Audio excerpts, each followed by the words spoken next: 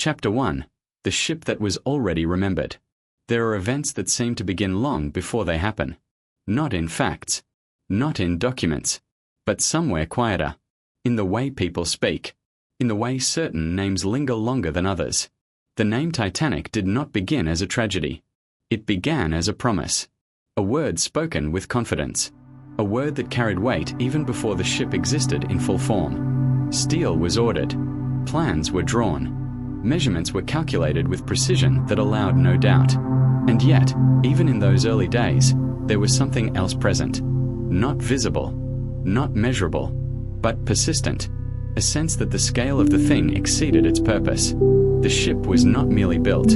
It was assembled piece by piece, plate by plate, in a rhythm that echoed through the shipyards of Belfast.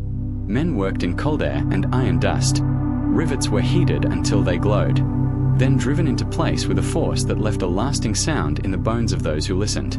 The hull began to take shape slowly. At first, it was difficult to understand its size. A frame, then another, then lines that suggested something larger, something that did not belong to the scale of ordinary ships. People would stop and look, not for long, just enough to register the difference. Then they would continue walking. Work continued without pause. Day after day, the structure grew upward and outward. Decks layered over decks. Corridors that would one day carry footsteps. Rooms that would one day hold voices. But at that moment, they were empty. Defined, but not yet inhabited. There is a kind of silence that exists before use. It was present there, between beams, along unfinished walls. A silence that does not ask questions, only waits. Far from the shipyard, in drawing rooms and offices, conversations unfolded differently. Numbers were discussed. Capacity, speed, comfort. Comparisons were made. This ship against all others. Each comparison ending in the same conclusion. Larger, stronger, safer. There was confidence in those words. A confidence that did not require proof, because the ship itself would be the proof. Passengers had not yet stepped aboard, but they already existed in relation to the ship. Their decisions were forming. Tickets would be purchased. Journeys planned. Not because of necessity, but because of possibility.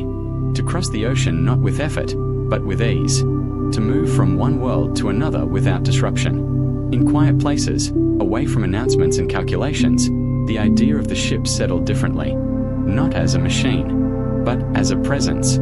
Something that would gather people together. For a short time, in one place, between departure and arrival. No one considered the space between those 2 points as anything more than distance, a measure to be passed, a stretch of water to be crossed. But the ocean does not measure time the same way. It does not divide itself into schedules. It does not respond to intention. It remains, unchanged by plans. When the ship was finally complete, it stood as a finished statement. Not only of engineering, but of certainty. Its surface reflected light in a way that made it seem almost still, even while anchored. Lines were clean, proportions exact. Everything suggested control. There is a moment before departure when everything appears settled. Passengers arrive. Luggage is carried. Voices overlap. Instructions are given and followed. The structure holds. The system works. And yet, within that moment, something always remains unresolved. Not in a visible way. Not in a way that interrupts the process, but in a quieter layer beneath it. On the morning of departure, the ship did not hesitate. It moved as expected. Slowly at first, then with growing confidence. Water parted. Distance began to form between the ship and the shore. Those who remained behind watched until the ship became smaller. Those on board turned their attention inward. To rooms, to conversations, to the unfolding journey. No one was thinking about the end. Not because they refused to, but because there was no reason to. The beginning was sufficient. And yet, beginnings sometimes contain their endings. Not openly, not declared, but present, waiting. The ship moved forward. The ocean received it without resistance. The horizon remained unchanged. And the story, though it had already begun, was not yet visible.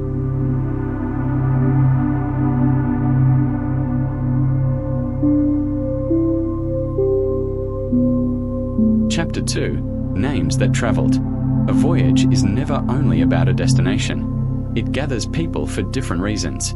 Some travel because they must, some because they can, some because it seems like the natural continuation of everything that came before. And sometimes, certain names appear on a passenger list in a way that draws quiet attention. Not immediately, but later. Among those names was Benjamin Guggenheim. He did not board the ship in a state of urgency. There was no visible reason to hurry. His life had long been shaped by movement, between continents, between projects, between expectations. Travel, for him, was not an event. It was a condition. He moved through spaces with familiarity. Hotels, salons, private rooms, each one different, yet somehow similar in their structure. There were always conversations, always decisions being made, always the quiet understanding that certain people occupied certain positions in the world, and that those positions rarely shifted. And yet, on this journey, something was slightly different. Not in his actions, but in the context around them. Not far from his name on the passenger list was another, John Jacob Astor IV. He was known for many things. Wealth, certainly. Influence, without question. But also for a certain distance. A tendency to observe before speaking, to consider before acting. He had chosen to return across the ocean in a way that, at the time, seemed entirely reasonable. The ship was new, reliable, almost inevitable. For those accustomed to control, such choices are rarely made without thought. And yet, not all thoughts are visible. Not all decisions leave a trace. The decks of the ship would eventually carry their footsteps. Their presence would be recorded. Not in detail, but enough to be remembered. Elsewhere, in quieter offices and more distant locations, other names were being considered in relation to the same voyage. Names that did not appear on the passenger list, but could have. J.P. Morgan. He was closely connected to the company behind the ship. His involvement was not indirect. It was structural. There had been an expectation, at one point, that he might be aboard. Plans had been discussed. Possibilities acknowledged. And yet, as the moment approached, those plans changed. The reasons, on the surface, were ordinary. A delay, a change in schedule, something that required attention elsewhere. Nothing unusual, nothing that demanded further explanation. And yet, the absence remained. Other names, too, were occasionally mentioned in passing conversations. George Vanderbilt, John D. Rockefeller. Figures whose lives intersected with the same circles, the same decisions, the same invisible networks that connected influence across continents. They did not board the ship, for reasons that, again, appeared simple. Timing, health, preference. Each explanation, on its own, was sufficient. There was no immediate need to look beyond it. But when names gather, both present and absent, something begins to form. Not a conclusion. Not a statement, but a pattern, or the suggestion of one. At the time, no one on the ship was concerned with such patterns. Passengers walked the decks. They spoke of travel, of weather, of plans upon arrival. The future extended forward in a straight line, uninterrupted. The idea that certain individuals were there, while others were not, did not carry weight. Not yet. It is only later that lists are revisited, that names are read again. Slower, with pauses, and questions begin not as accusations, but as quiet considerations. Why this ship? Why this moment? Why these people? There are always answers, practical ones, reasonable ones, and yet, sometimes, the presence of answers does not prevent the emergence of questions. It only delays them. The early 20th century was a time of structure forming, not only in steel and machinery, but in systems less visible, financial frameworks, institutions, arrangements that would shape how decisions moved across nations. In such a time, individuals carried more than personal identity. They represented positions within a larger design, whether they intended to or not. There would later be discussions, quiet at first, then more defined, about alignment, about disagreement, about the direction in which certain systems were moving. Some would say that events are isolated, that one thing does not lead to another. That coincidence is simply the natural outcome of complexity. Others would observe differently, not insisting, not concluding, but noticing that certain voices were present in one place and absent in another, noticing that timing, while often explained, is rarely neutral. On the decks of the ship, none of this was spoken. The air carried simpler conversations, the rhythm of footsteps, the low hum of engines beneath everything. Benjamin Guggenheim walked among other passengers. John Jacob Astor moved through spaces that recognized him. Their presence did not disrupt the order of the ship. It became part of it. Elsewhere, the absence of others remained unremarked. There was no empty space where they should have been, only the quiet fact that they were not there. The ocean stretched outward, unconcerned with names, unaware of decisions, indifferent to patterns. And yet, the ship carried more than passengers. It carried a moment in time, a convergence. Whether that convergence held meaning beyond itself was not something that could be seen from the deck. It would take distance, time, repetition, and the slow return of attention to names that had once simply been part of a list. The ship moved forward, steady, certain, and within it, some were present, others were not, and the difference between those two states remained, for now, unexamined.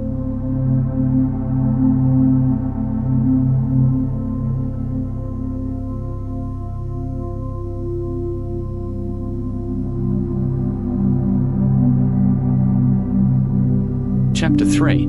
Those who came and those who did not. By the time the ship had settled into its rhythm, the movement of life on board began to feel natural. Footsteps found their patterns. Voices repeated themselves in familiar tones. Rooms, once empty, now carried presence. Nothing seemed unusual. And yet, within that quiet order, certain figures moved with a gravity that did not need to be announced. Benjamin Guggenheim did not draw attention by force. He was recognized rather than noticed. There is a difference. Recognition comes without effort. A glance, a pause, a subtle shift in posture from those who understand who stands before them. He carried with him a life already established. Industry, connections, expectations that had long since become routine. Travel, for him, was not an interruption. It was part of continuity.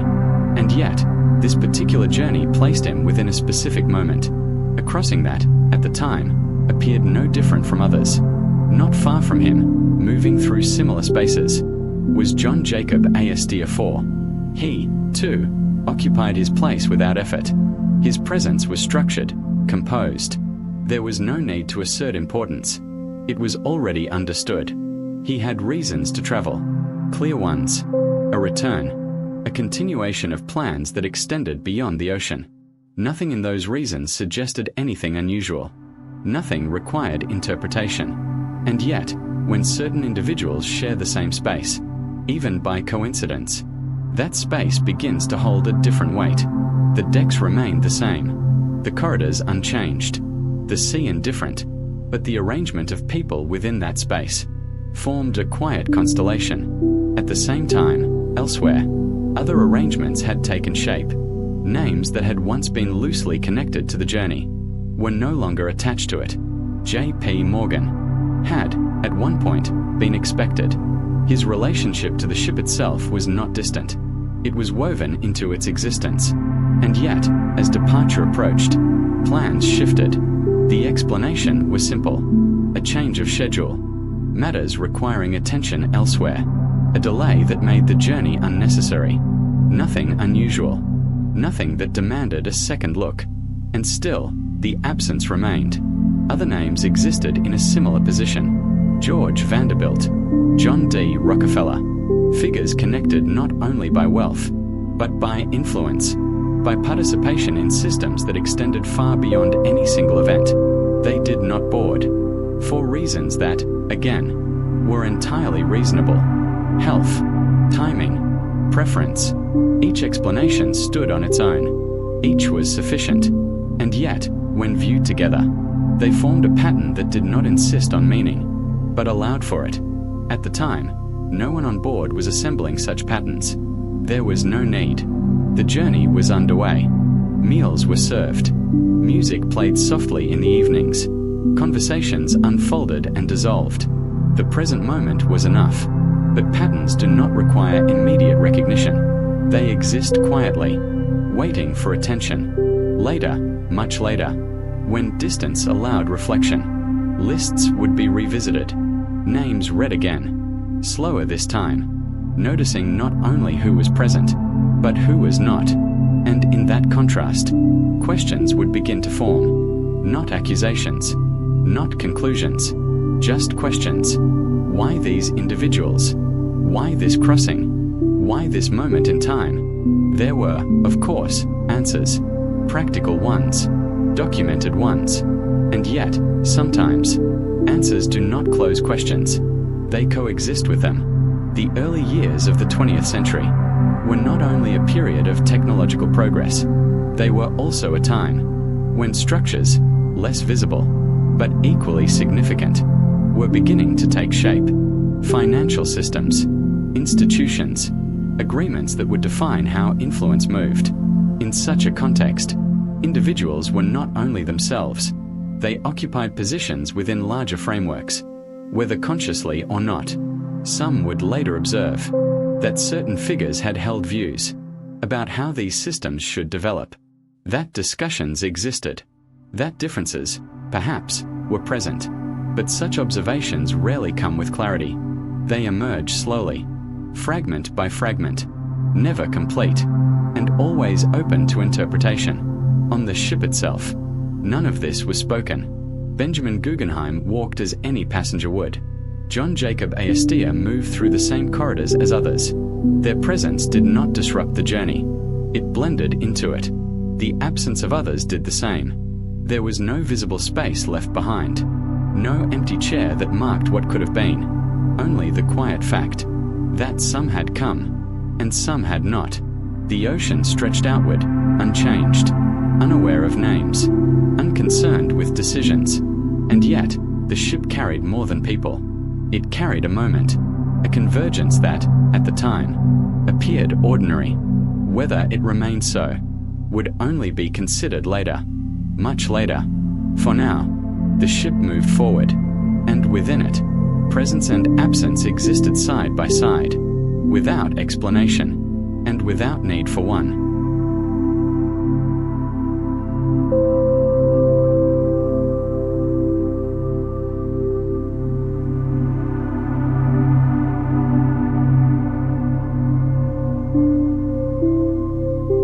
Chapter 4. Evenings without urgency. By the fourth evening, the voyage had settled into something almost complete. Not finished, not defined, but balanced.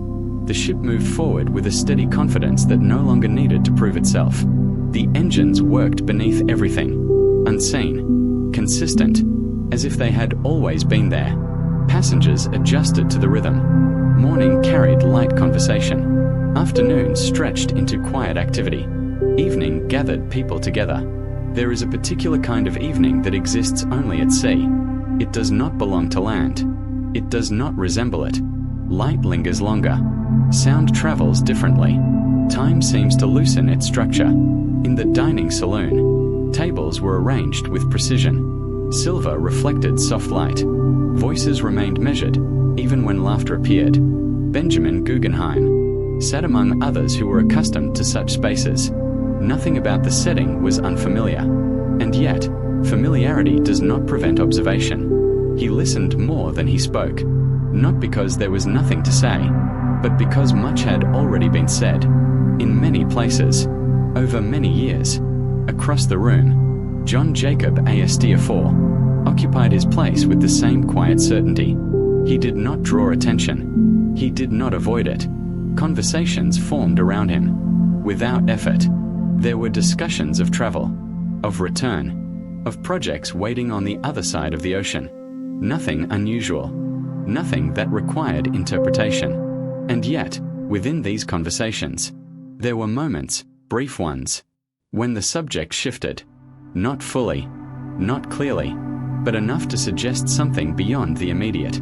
Words like structure, stability, future arrangements, they appeared lightly, then disappeared. No one insisted on them. No one questioned them. They remained at the edge of conversation, where meaning exists without definition. Elsewhere on the ship, evenings unfolded differently. In quieter lounges, music filled the space, soft, continuous, almost separate from the people who listened.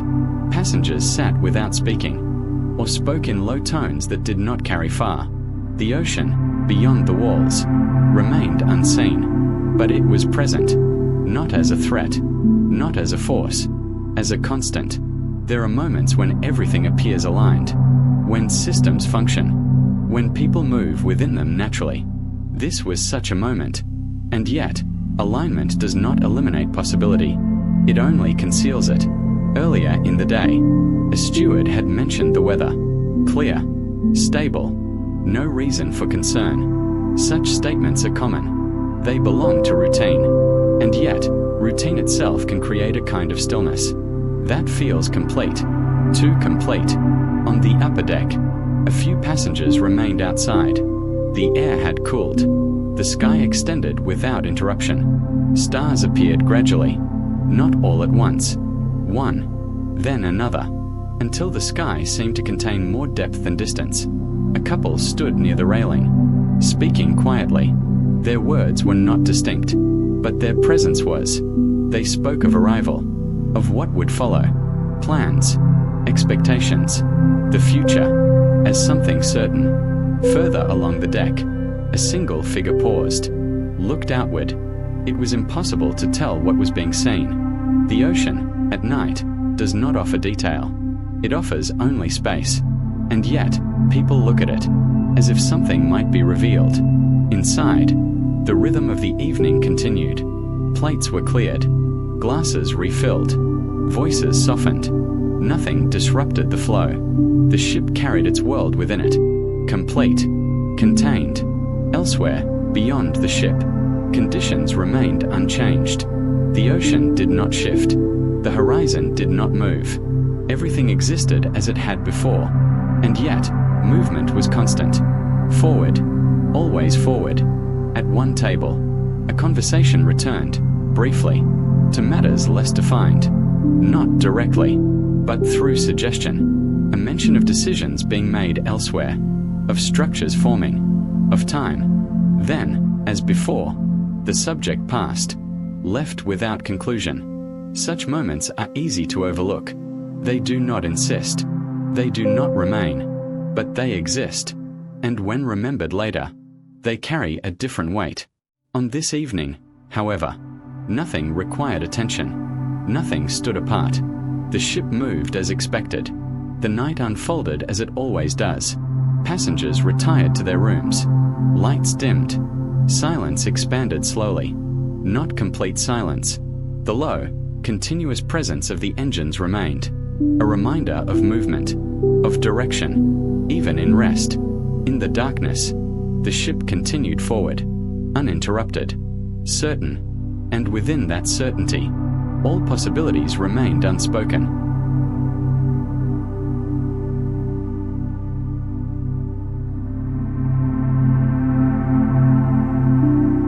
Chapter 5. The distance between signals. By the fifth day, the voyage had taken on a quality that was difficult to name. It was no longer simply movement from one point to another. It had become a contained world. Inside that world, everything functioned. Meals appeared at expected times. Lights responded, mostly, when called upon. Voices filled rooms and then receded, leaving behind a soft trace of presence. And yet, beneath that visible order, there existed another layer, less defined, less certain, a layer where connections were not always immediate, where signals, of any kind, required interpretation. In one of the quieter rooms, not intended for gathering, but used for it nonetheless, a small group had formed, not formally, not by invitation. They had simply arrived, one by one, drawn perhaps by the absence of noise. Among them was Benjamin Guggenheim. He stood near a window, though there was little to see beyond it. The glass reflected more of the room than of the ocean. He held a glass in his hand, but had not taken a sip. Across from him, seated, was John Jacob Astor 4. He had placed his hands together, not in tension, but in stillness. There were others, not all known by name, not all necessary to identify. The conversation, when it began, did not begin with intent. It emerged, a remark about the crossing, a passing observation about the calmness of the sea. Then, gradually, as often happens when time is not constrained, the subject shifted, not sharply, but with a kind of quiet inevitability. There was mention of arrangements, not specified, not detailed, simply acknowledged, a structure that was forming, elsewhere, not here, not on the ship, but connected, in a way that did not require explanation. The word system appeared, not emphasized, not repeated, just once, and then allowed to remain in the air, as if it did not need to be clarified. Someone asked a question. It was not a direct question, more of a continuation of thought, about whether systems, once formed, could remain stable, or whether they required adjustment. No answer followed immediately. Silence, in that room, was not uncomfortable. It was part of the conversation, a space in which meaning could settle, before being expressed. Eventually, a response came, not as an argument, not as a conclusion, as an observation. That stability often appears stronger than it is, and that change, when it comes, rarely announces itself. The remark was not directed at anyone. It did not require agreement. It simply existed. Benjamin Guggenheim shifted slightly, not in reaction, but as if acknowledging that something had been said. That did not need to be expanded. John Jacob Astor remained still. His gaze did not move toward the speaker. It remained where it had been, as though the words had already been considered, before they were spoken. Outside the room, the ship continued its steady movement. Passengers passed through corridors, unaware of this small gathering, unaware that, within the same structure, different layers of conversation could exist. Elsewhere, in a more public space, the tone was entirely different. Laughter, music, a performance had begun. Light reflected off polished surfaces, creating the impression of movement even where there was none. Here, there were no questions about systems, no mention of structures forming elsewhere, only the present, contained, sufficient, and yet, the ship carried both spaces at once, the visible and the implied, the spoken and the unspoken. Later, as the gathering dispersed, there was no conclusion, no agreement reached, no statement made, only a quiet separation, each individual returning to their own path within the ship. Benjamin Guggenheim moved toward the corridor. He paused briefly, not long enough to be noticed, just enough to suggest that something remained unresolved, or perhaps simply unspoken. John Jacob Astor rose more slowly. He adjusted his jacket, as though returning to a role that required no preparation. For him, as for others, movement through such spaces was not unusual. It was expected. And yet, expectation does not eliminate awareness. It only frames it. Elsewhere, far beyond the reach of the ship, decisions were being made. In offices, in rooms that did not move, where time was measured differently, where distance did not require crossing, only communication. Whether those decisions held any relation to the individuals on board was not something that could be determined, not from within the ship, not at that moment, but the idea itself did not require confirmation. It existed, in the same way certain questions exist, without urgency, without resolution, only as possibility. As night approached, the air grew sharper, the deck entered more quickly. Those who remained did so with intention, or without noticing. The ocean reflected very little.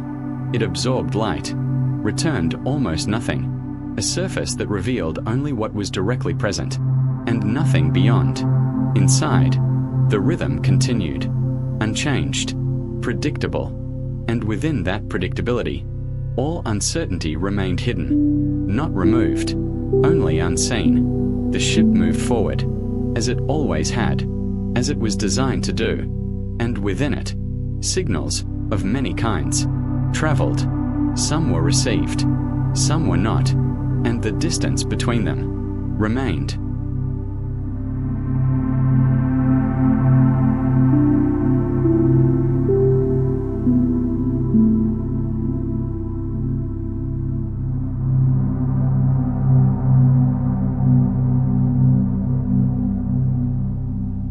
Chapter 6.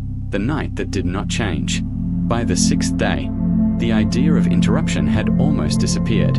Nothing suggested it. Nothing required it. The ship moved as it had from the beginning, with a steadiness that no longer drew attention. Inside, life continued in its quiet repetition. Morning passed into afternoon, afternoon into evening. The pattern held. It is often in such patterns that change becomes least visible, not because it is absent, but because it does not yet differ from what has already been accepted.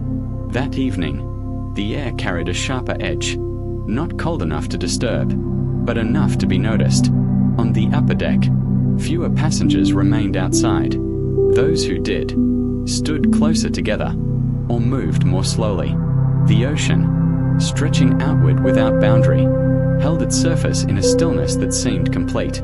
There were no waves of consequence, no visible motion, only a flat, extended presence, a condition that might be described as calm, or, perhaps, as something else.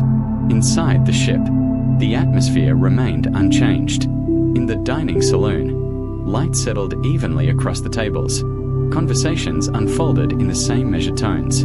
At one table, Benjamin Guggenheim sat with a posture that suggested familiarity rather than attention. He listened, not actively, not passively, in a way that allowed words to exist, without requiring response.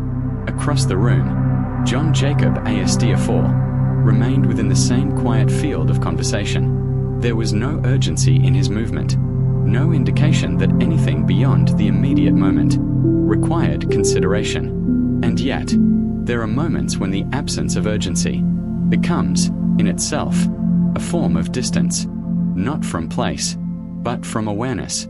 Earlier that day, a brief exchange had taken place, in a corridor not often used. It was not a conversation intended to remain. It occurred, and then it ended. A steward, carrying a small stack of papers, had paused. As another passed, a few words were spoken. Nothing unusual, nothing that would require memory. And yet, tone can remain, even when words do not. There had been a hesitation, brief, almost imperceptible, as if something had been considered, and then set aside.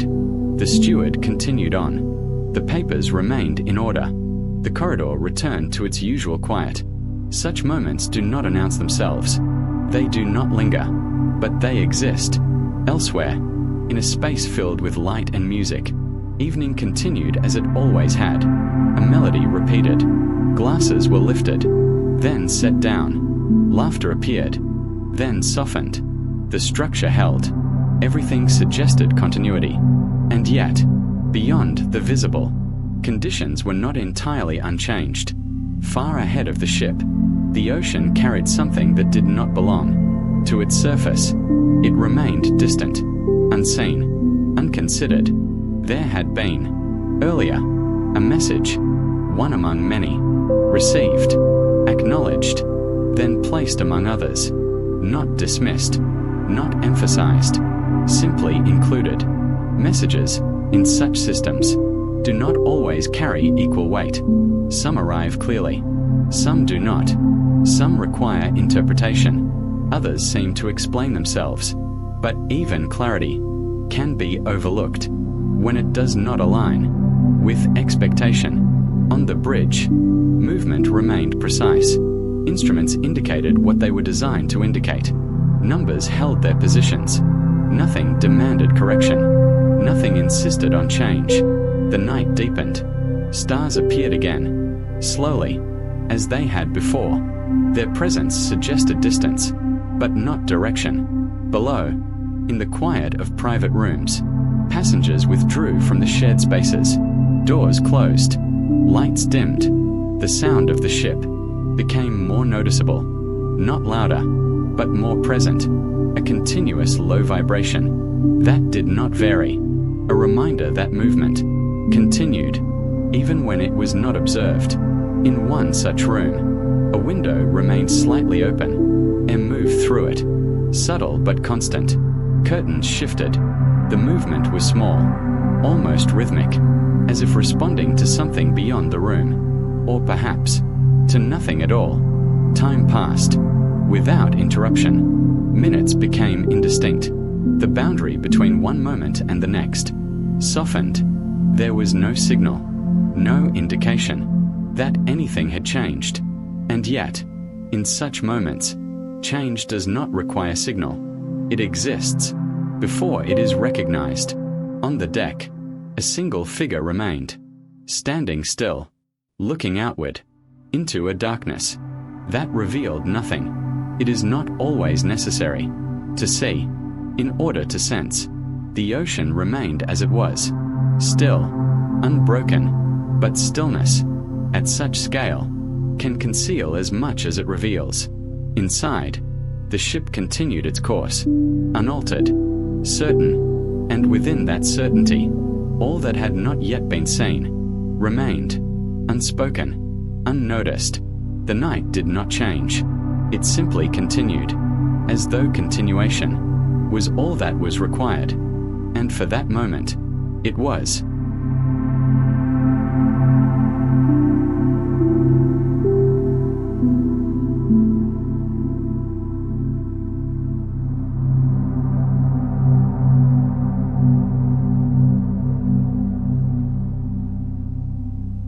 Chapter 7. The Moment Without Sound.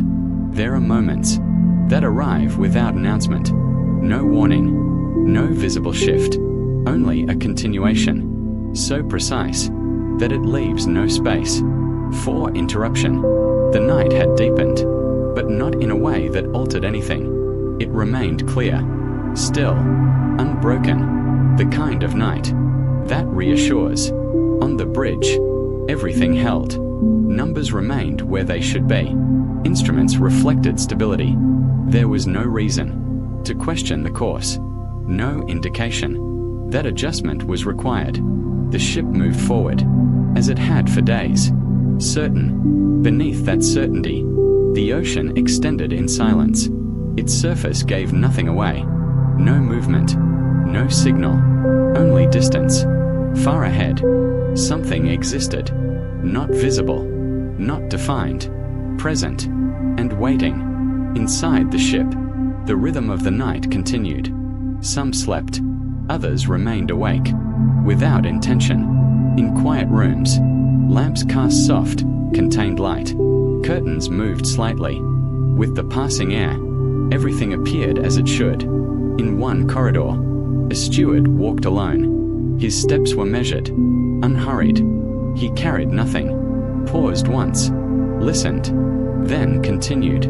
There was nothing to hear, only the familiar sound of the ship itself, a continuous presence that required no attention. Elsewhere, in a room now empty, chairs remained slightly displaced, evidence of earlier conversation. Not significant, not meaningful, and yet, objects sometimes retain a sense of what has passed through them, even when nothing remains. On the upper deck, the air had grown colder, not sharply, but enough to change the way it felt to breathe. A figure stood near the railing, still, looking outward. The darkness offered no detail, only depth. It is difficult to say what is seen in such moments. Often, nothing, and yet, the act of looking continues, as though something might appear, or already has. Inside, within separate rooms, two men remained awake. Benjamin Guggenheim sat without movement, not reading, not writing, simply present, as if waiting, without defining what for. Across another part of the ship, John Jacob Estiafor stood near a window. The glass reflected only the interior, his own outline, nothing beyond. There are moments when reflection replaces vision, when what is outside is no longer visible, and only what is within remains. The ship continued forward, distance closed, without sound, without resistance. The ocean did not change.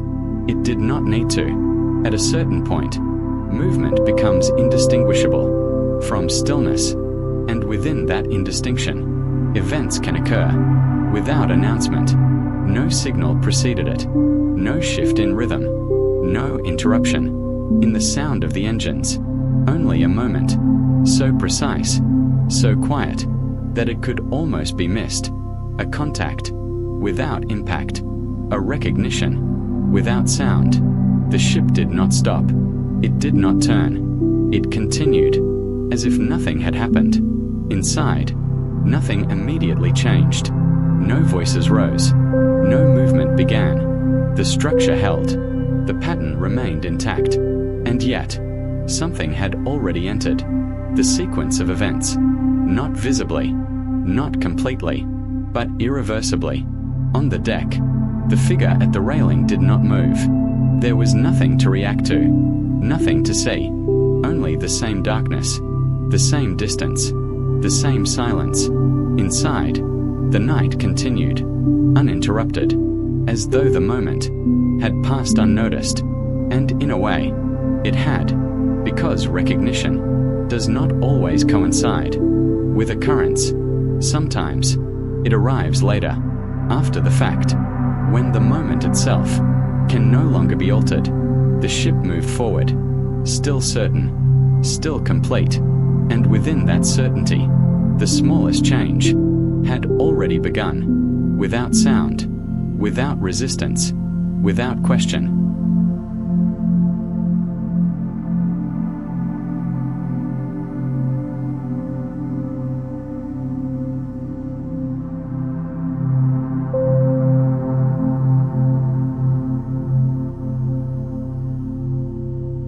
Chapter 8. What remains unanswered. For a time, nothing seemed to change. The ship continued forward. The night remained intact.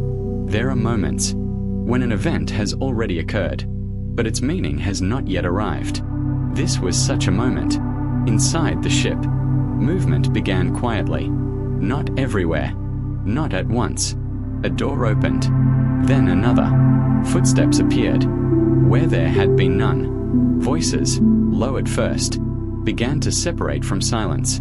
No alarm, no urgency, only a shift, a subtle reordering of attention. In one corridor, a steward paused again. This time, he did not continue immediately. He listened, not for a specific sound, for difference, and found it, not in volume, in quality. Something beneath the familiar rhythm had changed. Elsewhere, water moved, not visibly, not openly, but with direction. It entered where it had not been expected, not rapidly, deliberately, as if it had always been there, and was only now being noticed. The structure of the ship remained, but within it, a new presence began to take form, uninvited, unannounced. In his room, Benjamin Guggenheim stood. He had not been asleep, or perhaps he had already woken. It is difficult to distinguish. In such moments, he adjusted his jacket, not hurriedly, as though preparing for something expected. Across the ship, John Jacob Estiafor stepped into the corridor. Others were there, not many, enough to create awareness. Questions began, quietly, without structure. What is it? Is something wrong? No answer arrived immediately, because the event itself had not yet fully revealed its shape. There is a delay between occurrence and understanding, a space where reality has shifted, but perception has not yet followed. The ship continued to move. That, above all, created reassurance. Movement suggested control, continuity, but control, once assumed, can persist, even when it is no longer complete. On the deck, the air had grown colder, more sharply now, breath visible, Passengers began to gather, some wrapped in coats, some without preparation, looking outward, looking at each other, seeking alignment. But alignment requires clarity, and clarity had not yet arrived. Below, water continued its quiet advance, not rushing, not forcing, filling space, taking position. It did not need speed.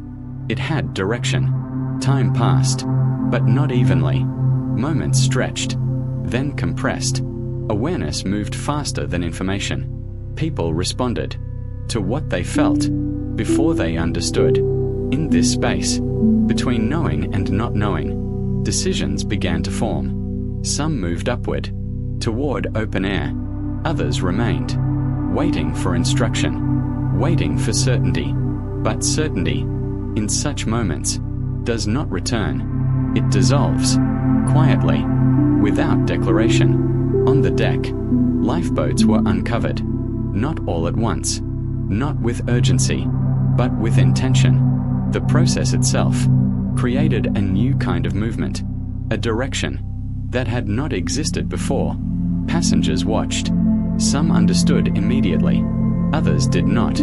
Understanding, like everything else, arrived at different speeds. The ocean remained unchanged. It reflected nothing. It offered no explanation, only space, only presence. In the distance, the horizon did not move, as though it existed outside the event, as though nothing had happened. And yet, within the ship, everything had already begun. The convergence of people, of decisions, of absences and presences had reached its point, not suddenly, but inevitably. There would later be accounts, descriptions, timelines, each attempting to bring order to what had occurred. Some would focus on structure, others on human response. Some would return to the beginning, to names, to lists, to who had been there and who had not. Questions would remain, not all of them, about the night itself, some about timing, about coincidence, about the arrangement of presence and absence.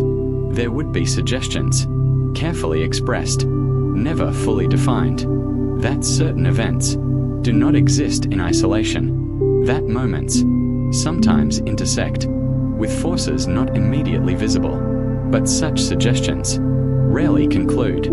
They remain as possibilities, open, unresolved. On the deck, movement increased, voices rose, but did not yet become panic, not fully, because understanding was still incomplete, because belief in structure had not yet entirely faded. The ship, still visible as whole, carried that belief for a little longer, then less, then almost not at all. Time, which had once moved evenly, now fractured. Minutes no longer matched their length. Each moment held more than it should. And yet, the sequence continued. Forward, always forward, even as direction lost its meaning. In the final awareness of that night, there was no single conclusion, no unified understanding, only fragments, moments, voices, and the quiet recognition that something had shifted beyond return. The ocean received everything, without distinction, without memory, without judgment, and in doing so, it preserved nothing, and everything at once. What remained was not the event itself, but the space around it, the questions that followed, the patterns that could be seen or imagined, and the distance between certainty and possibility. That distance remains, unmeasured, unresolved, and, perhaps, necessary, because some stories do not end. They continue, in the way they are remembered, and in the way they are questioned, even now, even here, where the surface is calm, and nothing appears to move.